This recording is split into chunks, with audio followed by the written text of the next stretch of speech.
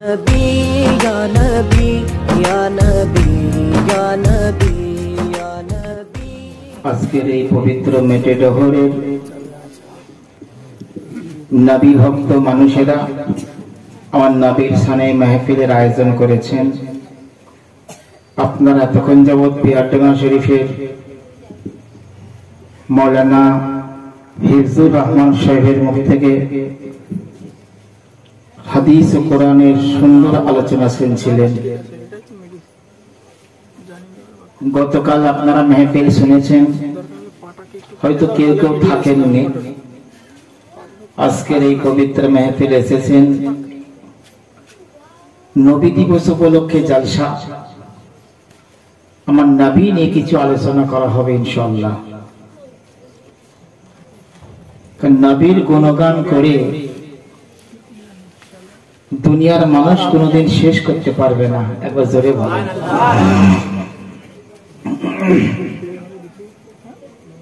আল ফাতিহাতু আলান নবী সাল্লাল্লাহু আলাইহি ওয়াসাল্লাম।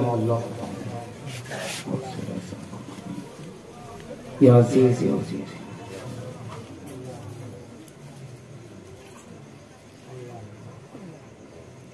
ওয়া गौसुल आजम बमने बे सरो सामा मददे क़िबला दी मददे काबाई ईमा मददे बागिर दाबी बला उफ्ताद कस्ती ज़ईफ़ा नासिक अस्तारा तो कस्ती बेहक़ ख्वाजा उस्मान हारूनी मदद कुन या ख्वाजा मुईनुद्दीन चिश्ती। रब्बि श्रह ली सदरी व यस्सिर ली अमरी वहलुल उक़दतम मिन लिसानी यफ़क़हू क़ौली। या रसूल अल्लाह उन्ज़ुर हालना या हबीब अल्लाह इस्मा क़ौलना। अस्सलातु वस्सलामु अलैका या रसूल अल्लाह, अस्सलातु वस्सलामु अलैका या हबीब अल्लाह व अला आलिका व अस्हाबिका या नूर अल्लाह। व आखिरु दावाना अनिल हम्दुलिल्लाहि रब्बिल आलमीन बिहक़्क़ि ला इलाहा इल्लल्लाहु मुहम्मदुर रसूलुल्लाह।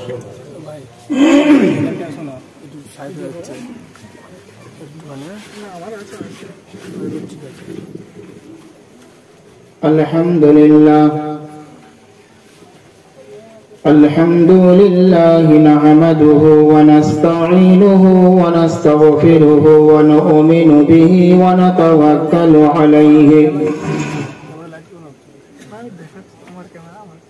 व नऊज़ु बिल्लाहि मिन शुरूरि अनफुसिना व मिन सय्यिआति अमालिना।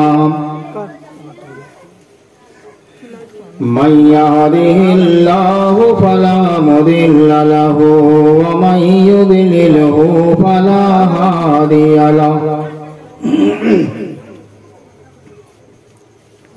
ونشهد أن لا إله إلا الله وحده لا شريك له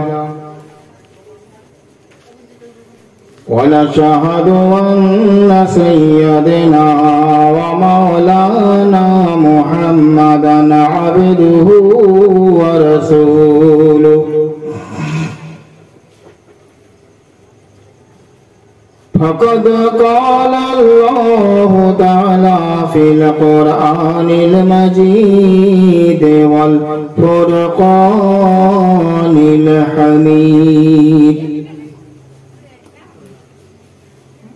بسم الله الرحمن الرحيم. ولا تموتن إلا وأنتم مسلمون. وقال الله تعالى في شأن حبيبه الكريم: إن الله وملائكته يصلون على النبي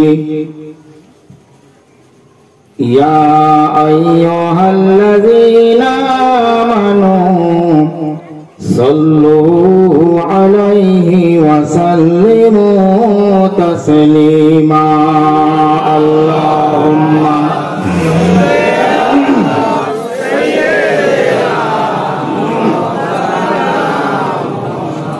وعلى آله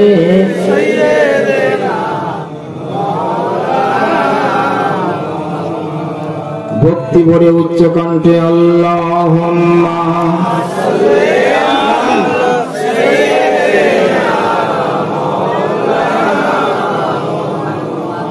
ওয়া আলা আলি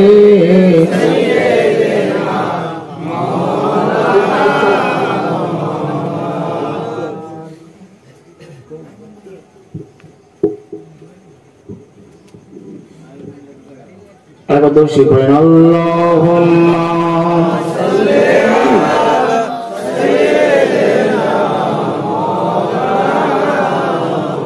ওয়া আলা আলি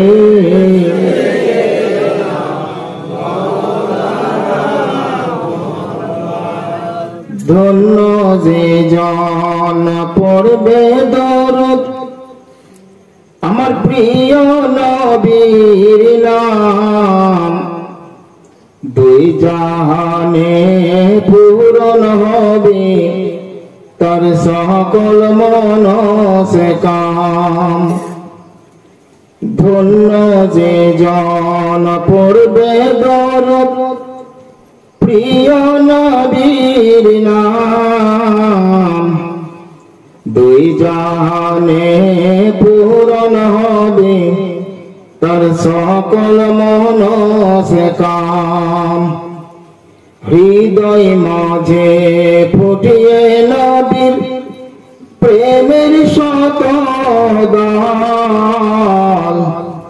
ভক্তি ভরে নবীর নামে সাল্লি আলা আল্লাহুম্মা সাল্লি আলা সাইয়্যিদিনা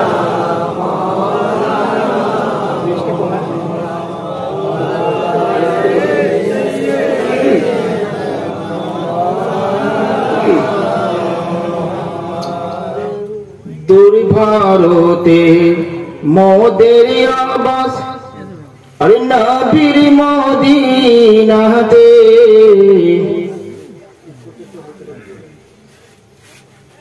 দূর ভারতে মোদের আবাস নবীর মদিনাতে অনেক বাধার বাঁধ রয়েছে নবীর মিলন পথে তাই চলবে কত মনের অনল ঝরবে আঁখি জল ভক্তি ভরে নবীর নামে সাল্লি আলা আল্লাহুম্মা সাল্লি আলা সাইয়্যিদিনা ওয়া আলা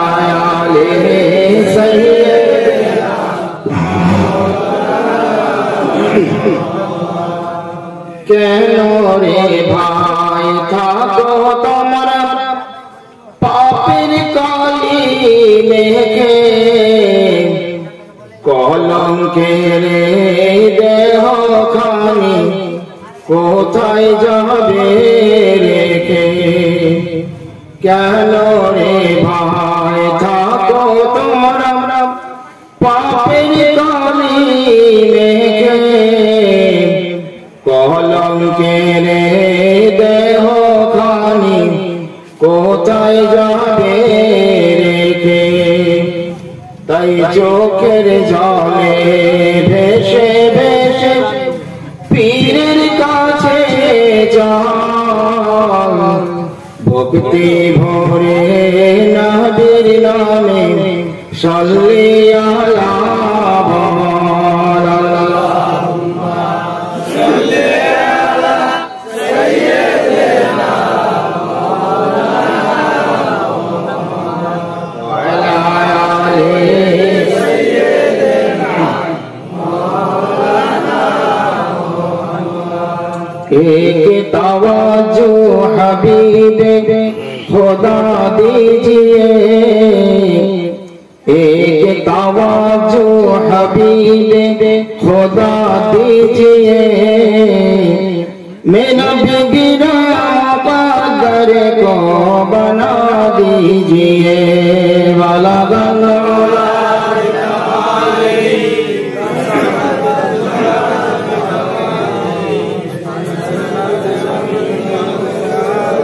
सल्लू अलैहि। न हो मेरे दिल में मोहब्बत गैर की, या रसूल अल्लाह या हबीब अल्लाह, न हो मेरे दिल में मोहब्बत गैर की, एक अपना शहीदा बना लीजिए। वाला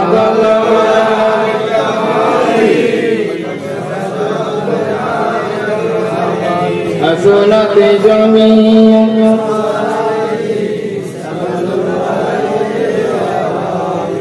कब्र में तैरोगे और तारीकी भी है, कब्र में तैरोगे और तारीकी भी है, जल्द आकर ये मुश्किल हटा दीजिए।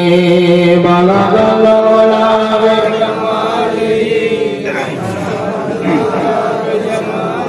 हसनत जमीअ ख़िसालिही,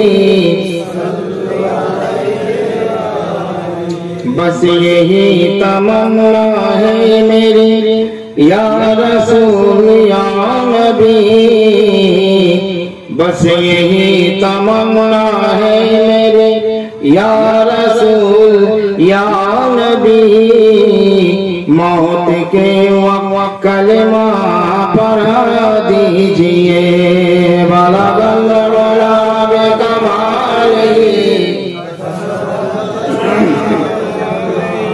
हसनत जमीअ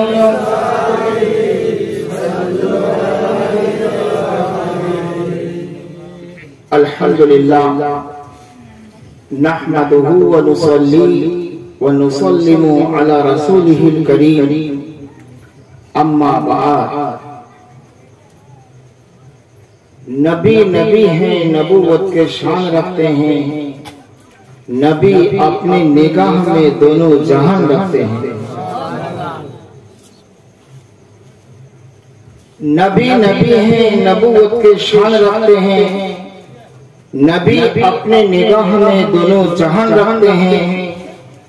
नबी को जो ना माने वो काफिर है, नबी को जो ना माने वो काफिर है। नबी अपने दहन में खुदा का ज़बान रखते हैं। प्यारा हाज़िरीन, आमंत्रित उलामाए केराम, আমার দিন দরদি, ইসলাম দরদি, ইমানদার বুজুর্গ মুসলমান বাবাজিরা, ভাইরা, ছোট ছোট বন্ধুরা, আমার স্নেহময়ী মা এবং বোনেরা, আসুন আজকের এই পবিত্র নবীর সারণে জলসা কিছু আলাপ আলোচনা করার পূর্বে সেই মহান আল্লাহ পাক রব্বুল আলামিনের দরবারে আন্তরিকতার সাথে আমরা সকলে শুকরিয়া জ্ঞাপন করব যে আল্লাহ পাক বড় দয়া করে তার হাবিব পাকের ইয়াদের মজলিসে হাজির করিয়েছেন। সকলে একবার প্রাণ খুলে উচ্চ কণ্ঠে বলুন আলহামদুলিল্লাহ। লক্ষ কোটি দরুদ আর সালাম অর্পিত হোক, বর্ষিত হোক আকায়ে নামদার, মাদানী তাজদার, পরপারের কান্ডার, দয়ার অবতার, করুণার আধার, মা আমিনার লাল, আব্দুল্লাহর দুলাল, দয়াল নবী, প্রিয় নবী, রাসূলুল্লাহ, হাবিবুল্লাহ, কামলিওয়ালা নবী सय्यदना अहमदी मुस्तफा प्रिय नाम मिष्टि नाम मधुर नाम हजरत मुहम्मद मुस्तफा सल्लल्लाहु अलैहि वसल्लम এর প্রতি আপনারা সকলে বলেন আমিন। ভাইরা আমার, আল্লামা নুরুদ্দিন জামি লিখেছেন যে লা ইউমকিনু সানাউ কামা কানা হাক্কাহু বাদ আজ খুদা বুজুর্গ তুই কেশা মুক্তাশার। অর্থাৎ ইয়া রাসূলুল্লাহ, আপনার তারিফ করা এবং প্রশংসা করা যতটা প্রয়োজন আমার দ্বারা সেটা সম্ভব নয়। কি গো, সম্ভব আছে কারো দ্বারা? তাই উনি বলছেন বাদ আজ খুদা বুজুর্গ তুই কেশা মুক্তাশার। হুজুর গো, আমি তো এতটুকু বলে রাখছি ইয়া রাসূলুল্লাহ, আল্লাহর পরে পরেই যদি কেউ মহান থাকতে হতো সেটা আপনি আছেন। একবার ধরে বলে আল্লাহর পরে জায়গাটা নবী। হাদিস পাকে আছে রাসূল বলছেন লি মা'আল্লাহি ওয়াক্তুন লা ইয়াসআনি ফীহি মালাকুন মুকাররাবুন ওয়ালা নাবিয়্যুন মুরসাল। রাসূল বলছেন আমি আল্লাহর সাথে এমন একটা জায়গায় অবস্থান করি যে জায়গায় কোন নবী রাসূল পৌঁছতে পারে না, কোন নিকটতম ফেরেশতাও পৌঁছতে পারে না। প্যারে মুসলমান, এ হচ্ছে নবীর মাকাম, এ হচ্ছে নবীর উচ্চ মর্যাদা। সারা দেশের মৌলভী মুফতি মুহাদ্দিস পীর ওলি গাউস কুতুব সকলে যদি একত্রিত হয়ে কলম চালিয়ে দরিয়ার পানি দিয়ে লিখতে থাকে, জমিনকে আসমানকে গাছের পাতাগুলোকে যদি কাগজ বানায়, তবু আমার নবীর গুণগান করে শেষ করা। আবার জোরে বলেন। আমি আলেমদের কথা কি বলবো, মুসলমানদের কথা কি বলবো? আমরা টাকা পয়সায় যার ছবি দেখতে পাই, মহাত্মা গান্ধী, মোহনদাস করমচাঁদ গান্ধী, এই লোকটা হিন্দু না মুসলমান? হিন্দু। আমার কাছে কিতাব আছে, মোহনদাস করমচাঁদ গান্ধী, মহাত্মা গান্ধী লিখছে যে পৃথিবী সৃষ্টির পর থেকে যত মহাপুরুষ, যত ধর্ম প্রচারক এই পৃথিবীতে এসেছে, সর্বশ্রেষ্ঠ বলে এক নম্বরে যদি কারো নাম করতে হয়, তিনি হচ্ছেন প্রফেট হযরত মুহাম্মদ সাল্লাল্লাহু আলাইহি ওয়াসাল্লাম। মহাত্মা গান্ধী বলছেন, এ প্যারে মুসলমান, আর মুসলমান মৌলভী যদি বলে নবী আমার মতো,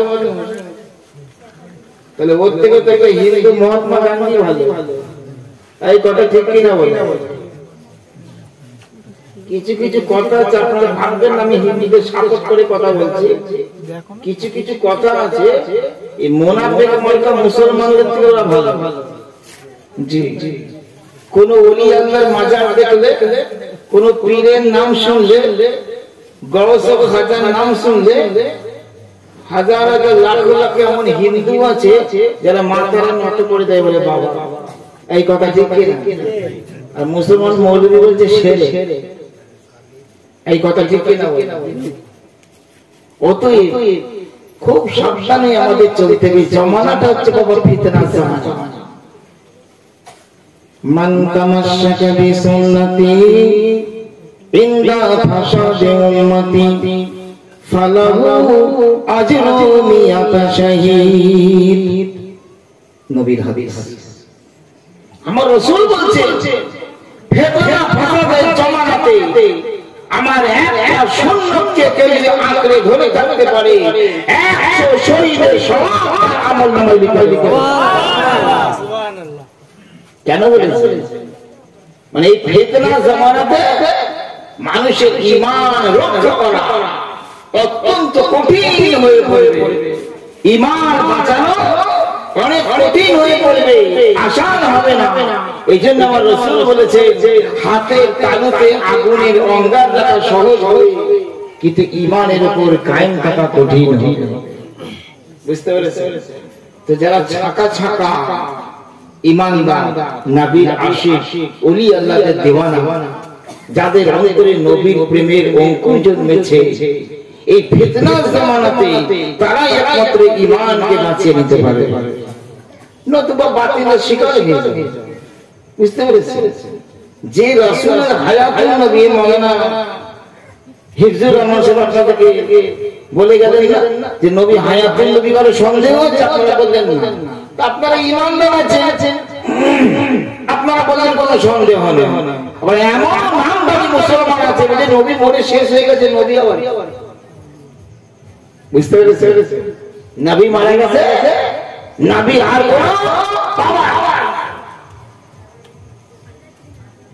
আল্লাহ রাসূল বলেছেন ইন্নী আসমাউ সালাতে আহলি মুহাব্বতি ওয়া আরিফুহুম, আমি নবী মুহাব্বতকারীদের দরুদ সালাম নিজে কানে শুনি এবং তাদেরকে চিনি। সুবহানাল্লাহ, আল্লাহু আকবার।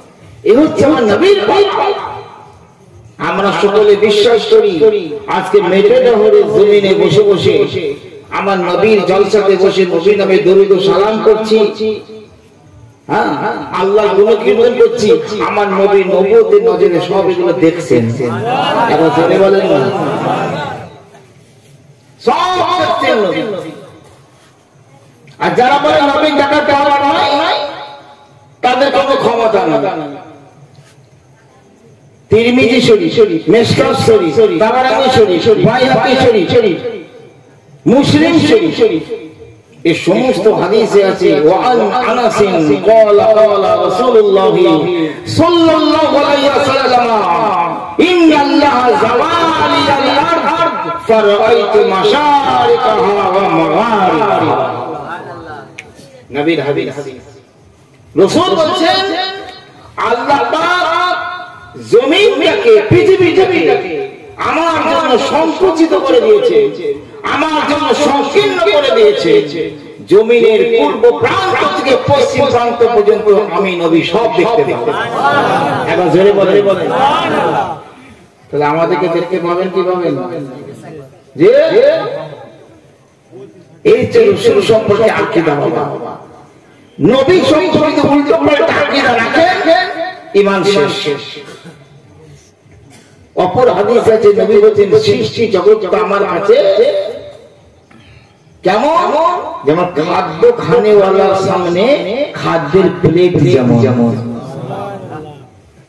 আপনাদের কাছে চুক্তির কথা বলবো, আপনারা সব বিবেক বানাচ্ছেন, মানুষ আছেন বিভিন্ন বক্তাদের বাসনে খাতাটা দাও তো। আচ্ছা আমি খেতে বসে যে খাতাটা আমার কোনটা প্লেট, এটা একটা প্লেট, আমি খেতে বসেছি, খাদ্য খানেওয়ালা আমি, এই খাতাটা প্লেট, এতে ভাত আছে, তরকারি আছে, ডিম ভাজা আছে, মাছ ভাজা আছে, বেগুন ভাজা আছে। বুঝতে পেরেছেন? রাসূল কি বলছেন? গোটা সৃষ্টি জগৎটা আমার কাছে কেমন, খাদ্য খানেওয়ালার সামনে খাদ্যের প্লেট আমি জেনে বলি। এবার আসুন, আমি খেতে বসেছি, এই প্লেটটা আমার সামনে, তাহলে আমি প্লেটের সামনে হাজির না দূরে? এই জোরে বলতে, প্লেটের সামনে আমি হাজির, প্রেজেন্ট তো। আর প্লেটটা আমার সামনে,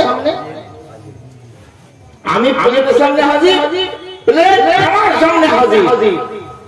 তো রাসূল বলছেন গোটা আসমান জমিন সৃষ্টি জগৎ আমার কাছে কেমন, যেমন খাদ্য খানেওয়ালার সামনে তার বর্তন যেমন, প্লেট যেমন, পাত্র যেমন।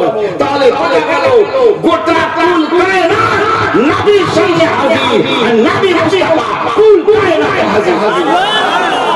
একবার জোরে বলেন সুবহানাল্লাহ। এই হলো আহলে সুন্নাতুল জামাতের আকীদা, এই হলো সুন্নি জামাতের আকীদা। এই আকীদার উপর আপনাকে আমাকে কায়েম থাকতে হবে।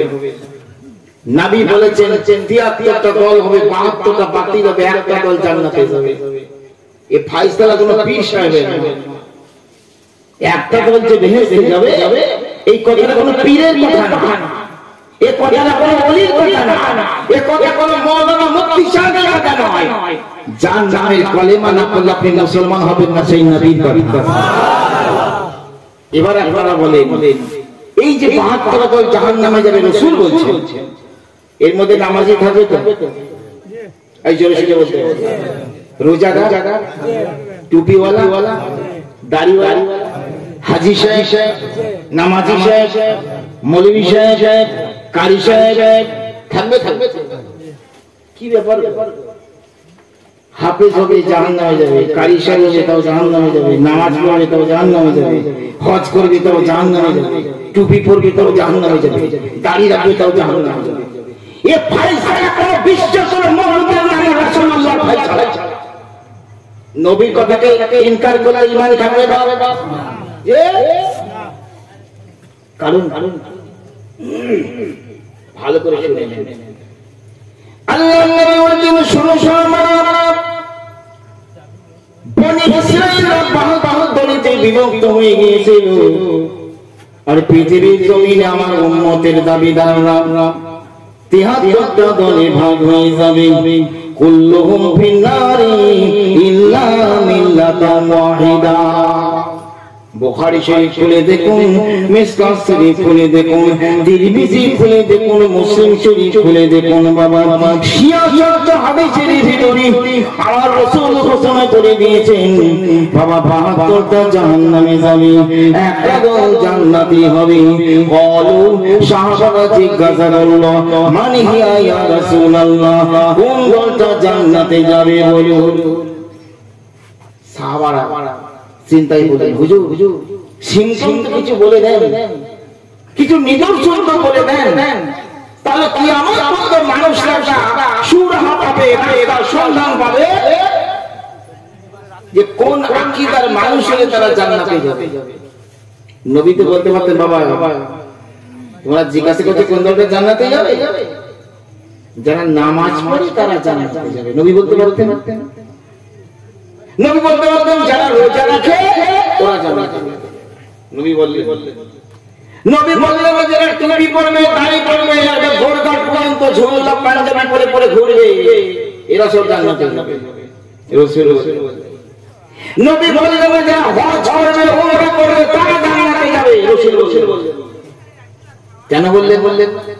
নবী জানি এই 72 যে বাতিল দল হবে, এই বাতিল দলের ভিতরেও নামাজি থাকবে, এই বাতিল দলের ভিতরেও টুপিওয়ালা থাকবে, এই বাতিল দলের ভিতরেও রোজাদার থাকবে, এই বাতিল দলের ভিতরেও হাফেজকারী মাওলানা মুফতি বক্তা সব থাকবে। নবী জানতেন। এইজন্য সিমটম হিসাবে, নিদর্শন হিসাবে এইগুলো বললেন। সাল্লাল্লাহু আলাইহি মান হিয়া ইয়া রাসূলুল্লাহ, আয় আল্লাহর নবী গো জান্নাতে যাবে যে দলটা, সেই দলটা কারা বলুন?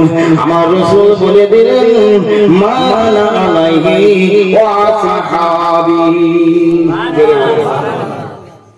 আমি এবং আমার সাহাবা যে মতপথের উপরে কায়েম আছি বাবা, এই মতপথের উপর আকীদার উপর যারা কায়েম থাকবে তারা হবে জান্নাতি দল। জোরে জোরে আকীদার কথা নবী বললেন, আমলের কথা বললেন না। বললেন যে নামাজ পড়লে জান্নাতে যাবে, তবে কি নামাজ পড়বেন না? অবশ্যই নামাজ পড়তে হবে। 5 ওয়াক্ত নামাজকে আমার আল্লাহ তামাম জন্য ফরজ করে দিয়েছে। আমরা মানুষকে বলি বাবা নামাজি হও, নবীর প্রেমিক হয়ে নামাজ পড়ো, ওলি আল্লাহর দিওয়ানা হয়ে নামাজ পড়ো, আহলে হাদিস মানওয়ালা হয়ে নামাজ পড়ো। তোমার প্রতিটা নামাজ আমার আল্লাহকে উল্টো উঠবে, প্রতিটা সাজদা আমার আল্লাহ করবে। ঈমান না থাকলে নামাজের কোনো দাম আছে? যার ঈমান নাই তার নামাজের কোনো মূল্য নাই। এই জন্য 72টা দলের ভিতরে নামাজি থাকা সত্ত্বেও ওরা জাহান্নামে যাবে। রাসূল সিমটম হিসাবে বলে দিলেন আমি এবং আমার সাহাবা। এই সাহাবাদের মধ্যে আমার 4 জন সাহাবা হেড অফ দ্য ডিপার্টমেন্ট। জোরে বলেন সুবহানাল্লাহ। শেরে খোদা মাওলানা আলী আছেন, সাইয়েদনা আবু বকর সিদ্দিক আছেন, সাইয়েদনা হযরত ওমর ফারুক আছেন, সাইয়েদনা হযরত ওসমান গনি আছেন। এরা হচ্ছে সাহাবা কুলের শ্রেষ্ঠ সাহাবা। এবার জোরে সুবহানাল্লাহ। এজন্য নবী বললেন আলাইকুম বিসুন্নতি ওয়া সুন্নাতিল খুলাফায়ে রাশিদিন, আমি নবী তোমাদের জন্য আমার সুন্নতকে এবং আমার খুলাফায়ে রাশিদিনদের সুন্নতকে রেখে গেলাম। সাহাবাদের কি আকীদা সে সম্পর্কে দু একটা কথা আপনাদেরকে শোনাবো, শুনতে রাজি আছি? আমাদের দেশে যত মৌলবী আছে বাংলার ওয়াইজ আছে, বক্তা আছে, ওয়াজ করে যায়, এই টানাটান সুন্নি মুসলমান, সুন্নি আকীদা, সুন্নি পীরপন্থী আকীদার আলেম ছাড়া আদার্স যত আছে, ওহাবি আছে, জামাত ইসলামী আছে, দেবদী কত, এদের আকীদা হলো নবী মুস্তাফা গায়েবের খবর জানে না। এই কথা বুঝে আসছে না? নবী গায়েবের খবর জানে ওদের আকীদা, কিন্তু আমরা সুন্নি আমাদের আকীদা নবী মুস্তাফা গায়েবের খবর জানেন। আবার জোরে বলেন, আপনাদের কি বিশ্বাস নবী জানেন কি জানেন না? এই জোরে জোরে বলতে হবে। নবী মানে হচ্ছে গায়েবের সংবাদদাতা। নবী নবী আরবি শব্দ, এর একটা বাংলা নাবাউন মানে খবর, নাবাউন মানে সংবাদ, আর নবী মানে সংবাদদাতা। যিনি খবর দেন, যিনি সংবাদ দেন তিনি নবী। শাব্দিক লফজি মানে, লুগাতি মানে, ডিকশনারি মানে, যিনি সংবাদদাতা তিনি নবী। তো দেশে তো সাংবাদিকের অভাব নাই, সব নবী এরা। এই জোরে জোরে সাংবাদিক নাই দেশে, এরা নবী। নবী কাকে বলা হয়? এজন্য পৃথিবী অ্যারাবিক টু আপনার উর্দু, আরবি টু উর্দু সর্বশ্রেষ্ঠ ডিকশনারি যেটা, লুগাত যেটা, অভিধান যেটা, তার মধ্যে লেখা আছে নবিয়ুন। আমরা সব সংগ্রহ করে রেখে দিয়েছি, দেখাবার জন্য। নবিয়ুন তরজমা লেখা আছে গায়েব কি খবর বাতানে ওয়ালা। আবার জোরে যিনি গায়েবের সংবাদ দেন তিনি হচ্ছেন নবী। আর শুধু খবর দেওয়া যদি নবী হতো, সব সাংবাদিক বলে নবী হতো। কি গো এজন্য যিনি গায়েবের খবর দেন, আসমানে আপনার জিবরাইল মিকাইলের খবর কে দিয়েছে? কি গো নবী। বেহেশতের খবর কে দিয়েছে? নবী। দোজখের খবর কে দিয়েছে? নবী। 8টা বেহেশত আছে, কোরআন শরীফে লেখা নেই, নবী বলেছেন। 7টা দোজখ আছে, নবী বলেছেন। জিবরাইল ফেরেশতাদের হেড, নবী বলেছেন। পুরসিরাতের খবর নবী বলেছেন। মিজানের খবর নবী বলেছেন। আরশ কুরসির খবর নবী বলেছেন। লাউহে মাহফুজের খবর নবী বলেছেন। ইল্লিনের খবর নবী বলেছেন। সিজ্জিনের খবর নবী বলেছেন। এগুলো সব আমাদের চোখ থেকে গায়েব হয়ে গেল। এই গায়েব না দেখতে পাচ্ছি, সব দেখতে পাচ্ছি না, গায়েব। এই সমস্ত গায়েবের খবর আমার নবী দিয়েছে। তবু যদি কোনো মোল্লা বলে রাসূল গায়েবের খবর জানে না, পাকা বেঈমান দিকে কখনো সে ঈমানদার হতে পারে না। আবার জোরে বলুন সুবহানাল্লাহ। এবার আপনাদের দেখিয়ে দেব, আমরা আহলে সুন্নাতুল জামাতের মানুষ, সুন্নি জামাতের মানুষ। আমরা নবী সম্পর্কে কি আকীদা রাখি? রাসূল হাজির নাজির, রাসূল গায়েবের খবর জানেন। একবার জোরে বলুন আদাস যারা তোমার আছে মোল্লা তো এরা বলছেন নবী গায়েবের খবর জানেন না। আর রাসূল কি বলেছিলেন? জান্নাতি হবে তারা, আমি এবং আমার সাহাবা যে মতের উপর কায়েম আছি, মানে সাহাবাদের যে আকীদা ছিল ওই আকীদা যাদের থাকবে তারা জান্নাতি হবে। সুবহানাল্লাহ। দেখুন আপনাদেরকে আমি একদম হাদিস এর প্রমাণ দিয়ে দেখিয়ে দেব যে সাহাবাদের মতো আকীদা আমাদের নাকি ওয়াহাবি। আমরা বিশ্বাস করি নবী গায়েবের খবর জানেন। এবার শুনি, এক সাহাবী কয়েক দিন ধরে খুঁজছে, তার খুব মূল্যবান একটা উট হারিয়ে গেছে। ফজরের নামাজ পড়ি আল্লাহর নবী মসজিদে নববীতে বসে আলোচনা করছেন, এমন সময় ওই সাহাবী নবীর কাছে চলে গেল। আমার নবীকে গিয়ে বলে, ইয়া রাসূলুল্লাহ, ইয়া হাবিবাল্লাহ, আমি 3 দিন ধরে বড় টেনশনে আছি, আমি 3 দিন ধরে বড় দুশ্চিন্তার মধ্যে আছি। ইয়া রাসূলুল্লাহ, ইয়া হাবিবাল্লাহ, আমার উঠখানায় আমি খুঁজে পাচ্ছি না, চতুর্দিকে ঘুরমে হয়ে ঘুরে বেরিয়েছি, আমি উটের সন্ধান পাচ্ছি না গো নবী, আপনি দয়া করে আমাকে বলে দিন আমার উটটা কোথায় রয়েছে।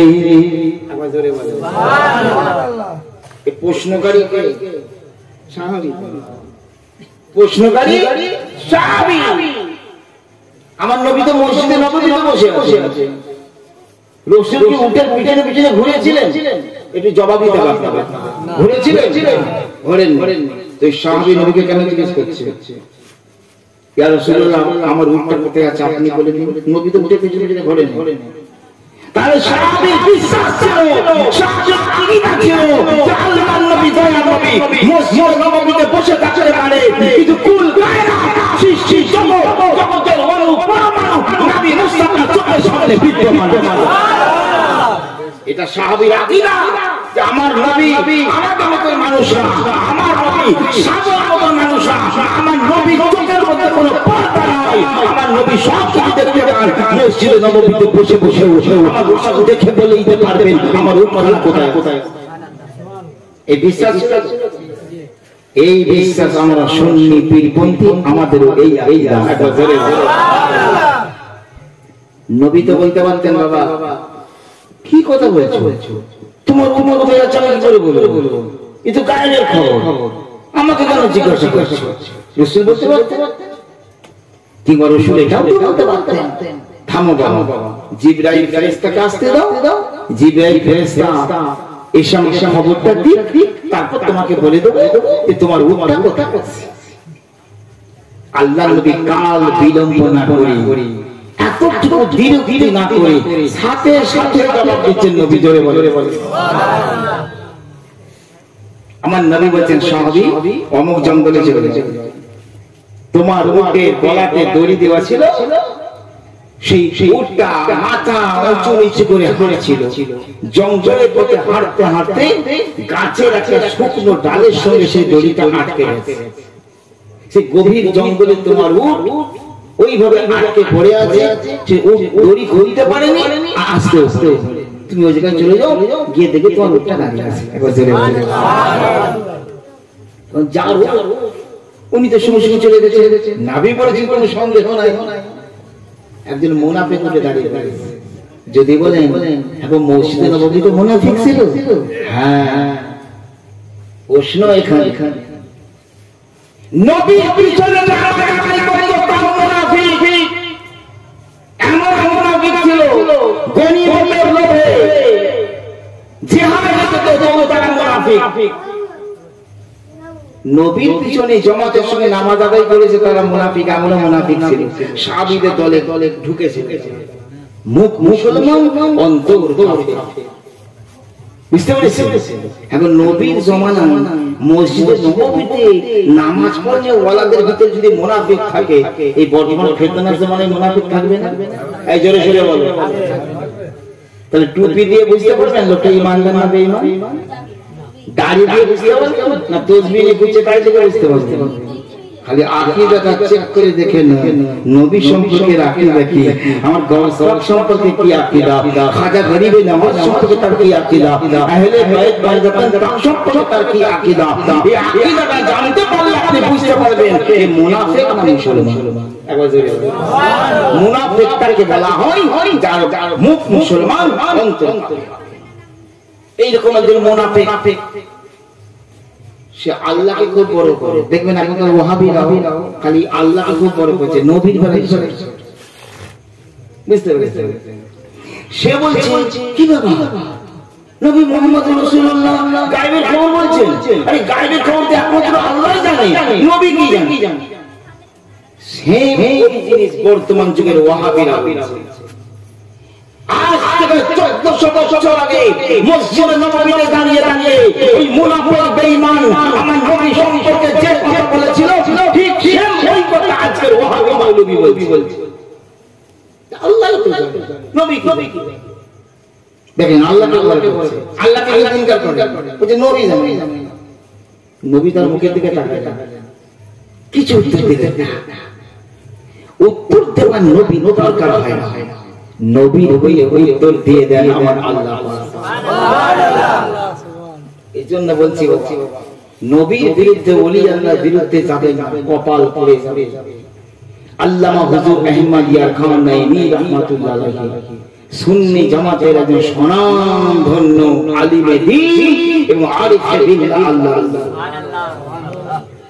আলা হযরতের পরে বেখরের ময়দানে যার নাম ইমাম হযরত মুফতি আহমদ ইয়া খান নাইমি রাহমাতুল্লাহ ওনার গাশুল কুরআন কিতাবে একটা ঘটনা লিখেছে যে আল্লাহ ওয়ালাদের বিরোধিতা করলে, পীর ফকিরদের বিরোধিতা করলে কি রেজাল্ট হবে, কি পরিণাম হবে। তো আল্লাহর মার তো রয়েছে হয়ে বাবা, তবে দুনিয়া যদি আল্লাহ না দেখো তো আখিরাতের অবস্থা খারাপ। বুঝতে পেরেছেন? তিনি লিখেছেন যে একজন যুবক আর যুবতী দুজনে একে অপরের প্রেমিকা খুব ভালোবাসি। এই যুবক যুবতী এই বর্ষাকালে দুজনে গল্প করতে রাস্তা দিয়ে হাঁটছে। আরেকজন আল্লাহর ফকির দরবেশ তিনি চপ্পল পরে, হাওয়াই চপ্পল পরে আল খাল্লা পরে রাস্তা দিয়ে যাচ্ছে। এখন আল্লাহর ফকির যাচ্ছে আর পাশ দিয়ে যুবক যুবতী প্রেমিকা এই দুজন যাচ্ছে। হাওয়াই চপ্পল করলে রাস্তায় কাদা হলে অনেক সময় দেখেন পিছন থেকে ওই জুতোর পিছন থেকে কাদা উঠে ছিটকে যায়, কি জানি না। এখন আল্লাহর দরবেশ, আল্লাহর ওলি, আল্লাহর ফকির উনি যাচ্ছেন তো ওনার চটি থেকে কাদা ছিটকে ওই যুবতীটার সুন্দর কাপড়ে আয়রন করা চকচকে কাপড় কাপড়ে সমস্ত লেগে গেছে, কাদা পানি লাগলো মেয়েটার কাপড়। যুবক জ্ঞান করে চলতে পারো না, হিসাব করে চলতে পারো না, ওই ভালো জামা কাপড়টা নষ্ট করে দিলে, ভালো শাড়িটা নষ্ট করে দিলে, তোমার জুতোর কাদা লাগে ছিটে কি অবস্থা হয়েছে দেখো বলে ঠাস করে ওই আল্লাহ ফকিরের গালে একটা চড় মারলো। জোরে বলে নাউজুবিল্লাহ। আল্লাহ ফকিরদের দরবেশদের অভিশাপ দেওয়ালা আল্লাহ বলে মাবুদ তোমার লীলা খেলায় আমি বুঝতে পারি না, আমি 2 দিন ধরে ভোকা ছিলাম, ক্ষুধার্ত ছিলাম। হঠাৎ গতকাল একজন আল্লাহওয়ালা দ্বারা আমাকে তার বাড়িতে ডেকে আশুদা হয়ে তুমি খানা খাওয়ালে। আল্লাহ আবার তুমি সেই আল্লাহ আরেকজন সাধারণ মানুষের দ্বারা আমাকে চড় খাওয়ালে। আল্লাহ তোমার লীলা খেলায় আমি কিছুই বুঝতে পারি না, এতটুকুই অভিযোগ আমার আল্লাহর কাছে করে দিলেন, কোন অভিশাপ দিলেন না, কোন বদদুয়া দিলেন না। আল্লাহ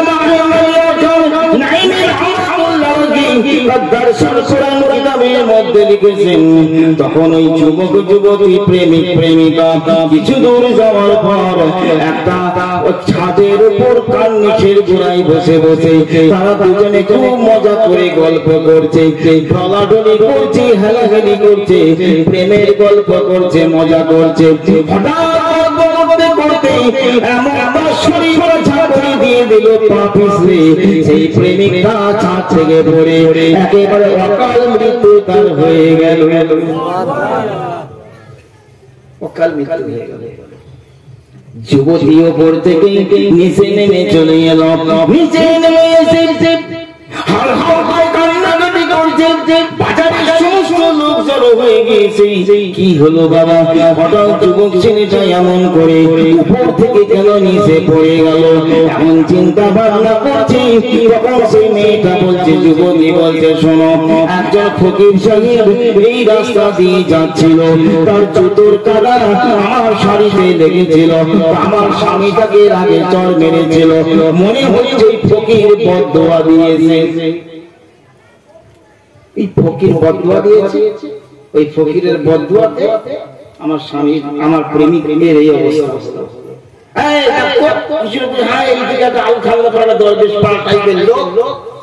उसको खुश को चूर चले गए আল্লাহ ফকির পীরে দেখছেন আবার কঠিন না জোরে বলে কে দিন হালতে থাকে জানেন আল্লাহু আকবার আমার মাদ্রাসা থেকে পাস করে বেরিয়েছি তখন আজকে বহু বছর আগে সুফি আবুল কাসেম শাহ চিশতি বীরভূম উনি কাশফুল কুবুর তার হাসিল ছিল উনি আমাকে অত্যন্ত মহব্বত করতেন তিনি আমাকে তখন বলেছিলেন যে বাবু আমি একটা আলা হাজরাতের কানজুল ঈমান কিনবো যেটা বাংলাতে তো আমাকে নাকি কলকাতা যেতে হবে আমার বাস্তব কথা বলছে তা শুনে নিন তো কলকাতা গেলাম চিতপুর থেকে আমরা কলেজ স্ট্রিটে বইয়ের দোকানে সব পার হয়ে যাচ্ছি আর সুফি সাহেব উনি তো মানুষ বুঝেন তো মানুষ উনি যাচ্ছে দুজন একসঙ্গে আমরা হাঁটছি প্রায় এখান থেকে প্রায় 50-60 কি সাড়া কাটতে দেখতে একটা খেপি মেয়েছে আরে ভালো খেপি মেয়েছে চুলগুলো উস্কো খুস্কো জটা লেগে গেছে চুলেতে তেল দেওয়া নেই চিরুনি দেওয়া নেই একটা শাড়ি পরে আছে একটা ছেঁড়া ধরনের ওড়না গায়ে আর ওই দূর থেকে ওই সুফি সাহেবের দিকে তাকিয়ে এরকম হাসছে এরকম হাত বাড়াচ্ছে আর সুফি সাহেব মুস্কি হাসতে হাসতে বলছে এরকম উনি হাত হাঁটাচ্ছেন আমি বলছি খেপি কাপা শহরে কোন খেপি কাপা থাকে তো উনি এরকম করছে তো সুফি আবুল কাসেম চিশতি বীরভূম সালুকাই ওনার মাজার ওনার জানাজাতে আমি গিয়েছি তো উনি ওই রকম করছে তো কাছাকাছি এলো খানিকক্ষণ সুফি সাহেব দাঁড়ালো চোখাচোখি 2 মিনিট দুজনে দাঁড়িয়ে সুফি চলে খানিকটা চলে যাওয়ার পর 15-20 হাত চলে যাওয়ার পর সুফি সাহেব সঙ্গে দাঁড়িয়ে পড়েছেন আমাকে বলছে মৌলানা বাবু ওই মেয়ের সাথে খেপি মেয়ের সাথে কেমন করছিল দেখেছো হ্যাঁ দেখলাম তো ওটা কে জানো তাতে জানি না যে কলকাতার কুতুবদের সর্দার কলকাতার কুতুব অলিদের সর্দার সঙ্গে সঙ্গে পিছন থেকে ফিরে দেখছি সে মেয়েটা বুঝতে পেরেছেন তো আমাকে ওই সুফি সাহেব যখন এই কথাটা বলে আমি খুব আফসোস করলাম কেন আপনি তো দূর থেকে আমি তো অনেক থেকে দেখতে পাচ্ছি আপনাকে হাত ধরে যখন আপনি কেন আগে বললেন না আপনি আগে বললেন আমরা যদি আসলে কথা বলতাম মনটা আমার সাহস দিয়ে যেহেতু কুতুবদের বাদশাহ ওই অবস্থায় আছে আল্লাহ ওলিদের এমন অবস্থা করে থাকে তোকে চেনা বলবে তখন উনি বললেন সুফি সাহেব ওইটাই তো আমাকে বলছিলেন যে মৌলানাকে যেন বলুনি আমার কথা জোরে জোরে জোরে বলুন মৌলানাকে যেন বলুনি আমার কথা আমি তো কেঁদে ফেলেছি সুফি সাহেব বেঁচে থাকেন আপনাকে শুনিয়ে দিলাম সুবহানাল্লাহ সুফি আবুল কাসেম চিশতি আমার হাত ধরে বললেন যে তুমি দুঃখ করো না কেন বললেন না বলে মৌলানা তোমার 40 বছর বয়স হলে তবে তুমি বেলায়েত পাবে একদম পরিষ্কার আমাকে বলেছে তোমার যখন 40 বছর বয়স হয়ে যাবে তখন তুমি বেলায়েত পাবে তার আগে পাবে না একবার জোরে বলেন সুবহানাল্লাহ তো আল্লাহর ওলিরা পীর ফকির পরমেশ্বর কে কি হালতে ঘুরে বেড়ায় আপনি আমি সেটা বুঝতে পারি না হাল খাল্লা করে হাওয়ায় চল চলে ঘুরে বেড়াচ্ছে ওই যুবক চড় মেরে মেয়েটা বলল নিশ্চয়ই বদদুয়া করেছে তাই আমার প্রেমিকের অপমৃত্যু হলো এই ডাক সমস্ত বাজারের লোকেরা ওই আল্লাহর ফকির আল্লাহ দরবেশকে কাছে ডেকে আনলেন ডেকে এসে বলছো বাবা ফকির সাহেব ও বাবা দরবেশ সাহেব আপনি কি যুবককে বদদুয়া দিয়েছেন নাকি আপনি হয়তো বদদুয়া দিয়েছেন অভিশাপ দিয়েছেন এই কারণে এই লোকটার অপমৃত্যু হয়ে গেল আল্লাহর সেই ফকির সে বলেছিলেন, এই বাজারের লোকেরা তোমরা শোনো, ব্যাপারটা কিন্তু এমন নয়, তোমরা ভালো করে বুঝে দেখো। আমার চটি থেকে হাওয়াই চপ্পল থেকে কাদা ছিটকে গিয়ে ওই প্রেমিকটার যুবতীর কাপড়ে লেগেছিল, কিন্তু চর মেরেছিল কে বলো? যুবকটা যার কাপড়ে লাগলো সে কিন্তু চর মারলো না, মারলো তার প্রেমিক আমাকে চর মারলো। কেন মারলো বলো? বলে ওই প্রেমিকটা যুবতীকে প্রচুর প্রেম করে, প্রচুর ভালোবাসে বলি তার ক্ষতি হয়েছে বলে সে তোমাকে চর মারলো। তখন বলেছিলেন, এই বাজারের মানুষ তোমরা শোনো, ওই যুবকটা যেমন আমাকে চর মারলো, আমার আল্লাহকে মারতে যায়নি, কেউ মারতে পারবে না, কিন্তু আমাকে যখন মারলো আমি অভিশাপ দেওয়া আমার লাগে না, আমার বড় করা লাগে না। আমার আল্লাহ আমাকে বড় ভালোবাসে, আমার আল্লাহ আমাকে বড় মহব্বত করে। আমি আল্লাহর মহব্বতের মানুষ, আমাকে সেই চর মেরেছে বলে আমার আল্লাহ তার অপমৃত্যু ঘটিয়ে দিয়েছে। জোরে জোরে বলো। বুঝতে পেরেছেন? নবী সম্পর্কে, পীর ওলি সম্পর্কে, ওলিদের সম্পর্কে জবান বাজি করবেন, কপাল পুড়ে যাবে। ইহ জগতে যদি সাজা না হাসর কবর মিজানে আখিরাতে আল্লাহ তোমাকে ছাড়বে না, কারণ এটা আল্লাহ আপনার ঘোষণা যে মান আবা লি ওলিয়ান ফাআদা বিল হারবে, যে আমার ওলির সঙ্গে দুশমনি করে আমি আল্লাহ তার সঙ্গে যুদ্ধ ঘোষণা করি। প্যারে মুসলমান, তুই মুনাফিক মসজিদে উঠে বলছে কি ব্যাপার, আল্লাহই তো গায়েবের খবর জানে, এই নবী গায়েবের খবর জানে বলছে। আর এদিকে যার সে জঙ্গলে গিয়ে দেখে নবী যেমন বলেছিলেন ঠিক সে ওটা দাঁড়িয়ে আছে। ও সেই গাছের ডাল থেকে দড়ি ছাড়িয়ে নিজের উটকে নিয়ে বাড়ি চলে যাবে। আরে মুনাফিক যখন এই কথা বললো মসজিদে নববীতে বসে বসে, আপনার আমার দয়াল নবী, নূরের নবী, সেই মুনাফিকের মুখের দিকে শুধু তাকালো। নবীকে নবী বলতে হলো আল্লাহ, কোরআনের বাণী কার? আল্লাহ। কোরআন শরীফের আয়াত আল্লাহ নাযিল করেছেন, বিসমিল্লাহির রহমানির রহিম, قل أبالله وآياته ورسوله كنتم تستهزئون لا تعتذروا قد كفرتم بعد إيمانكم। এই আয়াত আমার আল্লাহ বলেন, আমার বন্ধু, আমার মারিও, তুমি ওই মুনাফিককে বলে দাও তুমি আল্লাহর সাথে, আল্লাহর আয়াতের সাথে, আল্লাহর রাসূলের সাথে ঠাট্টা বিদ্রুপ করেছো। আচ্ছা, ওই মুনাফিক শুধু তো নবী সম্পর্কে বলেছে, কোরআন সম্পর্কে কোনো মন্তব্য করে না, আল্লাহ সম্পর্কে কোনো বাজে মন্তব্য করে, কিন্তু আল্লাহ কি বলেছে নবীর সামনে, আল্লাহ কি উত্তর দিয়েছে, আবিল্লাহি ওয়া আয়াতিহি ওয়া রাসূলিহি কুনতুম তাস্তাহজিউন। তুমি আল্লাহর সাথে, রাসূলের সাথে আল্লাহর আয়াতকে অবজ্ঞা করেছো। আমি বোঝা গেল রাসূলকে অবজ্ঞা করলে আল্লাহকে অবজ্ঞা করা হয়ে যায়, রাসূলের বিয়াদবি করলে আল্লাহর বিয়াদবি করা হয়ে যায়, আমার দয়াল নবীকে মহব্বত করলে আল্লাহকে মহব্বত করা হয়ে যায়। বুঝতে পেরেছেন? তো প্যারে মুসলমান, খুব ভালো করে শুনে নিবেন। তো যখন এই আয়াত নাযিল হয়ে গেল, তা আল্লাহ কি বললেন, লা তাযিরু, বাহানা করতে যেও না, কৌশল করতে যেও না, কদ কাফারতুম বা'দা ঈমানিকুম, মুসলমান হওয়ার পর তুমি কাফের হয়ে। আচ্ছা বলতে কত বাগার আল্লাহ কোন বলি সে ये बेरनी शरीफे, देवबंदेर, फुरफुरा शरीफेर, कोलकाता आलिया माद्रासा फतवा, ये फतवा अल्लाह फतवा, कद कफरतुम बा'दा ईमानिकुम, बेशक তুমি কাফের হয়ে গেছো মুসলমান হওয়ার পর। কেন হলো?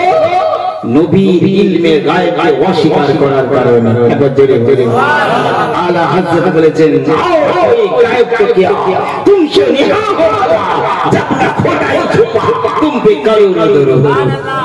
হে প্রিয় রাসূল, আপনি যখন আপনার চামড়া চোখ দিয়ে আমার নবীকে দেখেছেন, আমার আল্লাহকে দিয়েছেন পৃথিবীর কোন গায়েবের বস্তু আপনার চোখের আড়ালে থাকতে পারে না আবার জোরে বলো যে আল্লাহকে দেখে আর কি গায়েবের বস্তু সবচেয়ে বড় গায়েব তো আল্লাহ আল্লাহর জাতে ইলাহি আল্লাহ অস্তিত্ব সবচাইতে বড় গায়েব সেই গায়েবকে যখন আমার নবী দেখে নিয়েছেন জোরে বলে আর কোন গায়েব কাজ করে আলে থাকবে তাহলে বোঝা গেল সাহাবাদের আকীদা ছিল নবীর ইলমে গায়েব একটা হাদিস শুনে মিসকাত শরীফ কিতাব বাবুল কারামাত মানাকিবে আবি বকর ওয়া উমর এই অধ্যায়ে লেখা আছে ভালো করে শুনে নেন একদিন একটা পূর্ণিমা ঝলমলে রাত পূর্ণিমা ঝলমলে রাত নবী পাক আঙিনায় বসে আঙিনা বলতে কি বলেন উঠোন কে কি বলেন না ওইসব তো মারাম দেখে হ্যাঁ এই জায়গাটা কি বলেন উঁচু এটা তো মারাম দাও সেইটাকে কি বলেন এখানে দেখ আমাদের উঠোন বলে বাংলা অনেকে এখানে বলে যাই হোক পূর্ণিমা রাত্রিতে দয়াল নবী মুস্তাফা সাল্লাল্লাহু আলাইহি ওয়াসাল্লাম নিজের ঘরের সামনে আঙিনায় বসে একটা পাটি আর নবী যে রওজা মুবারক ওটা হচ্ছে নবীর ওটা মা আয়েশা সিদ্দিকার ঘর নবীর যে দেহ মুবারক রাখা হয়েছে রওজা ওটা নবীর শোবার জায়গা ছিল ওই জায়গাতে রাসূলের রওজা তো রাসূল আরাম করছে আম্মা জান আয়েশা সিদ্দিকা আমার নবী বসে আমাদের জগৎ জননী হযরত মা আয়েশা সিদ্দিকা উনি বসে পুরো একটা পূর্ণিমা ঝলমলে রাত আর গোটা আকাশে তারাই ফুটে আছে এত তারা কত তারা আকাশে আমরা কেউ জানি এই কেউ বিজ্ঞান বইয়ে পড়েছে মোট কত তারা এই কেউ বলতে পারবে কোন সায়েন্স নিয়ে পড়া ছেলে বলতে পারবে আমরা পড়েছি অমুক বৈজ্ঞানিক বলছে আকাশের মোট এতগুলো তারা আছে বলতে পেরেছে পারেন